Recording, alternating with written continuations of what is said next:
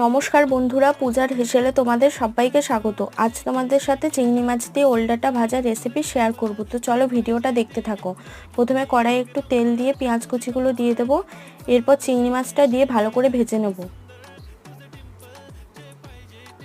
এরপর একে একে নুন, হলুদ, লঙ্কা গুঁড়ো দিয়ে ভালো করে মিশিয়ে নেব।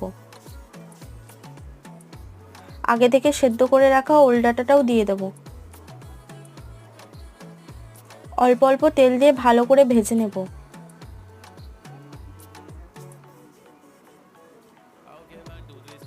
খুন্তি দিয়ে চেপে জলটা বের করে ভালো করে শুকিয়ে নিতে হবে, নয়তো ভালো লাগবে না।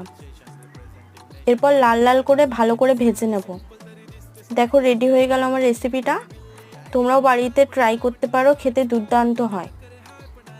তো ভিডিওটা কেমন লাগলো অবশ্যই তোমরা কমেন্ট করে জানিও, আর আমার চ্যানেলটিকে সাবস্ক্রাইব করো, লাইক করো আর শেয়ার করে দিও।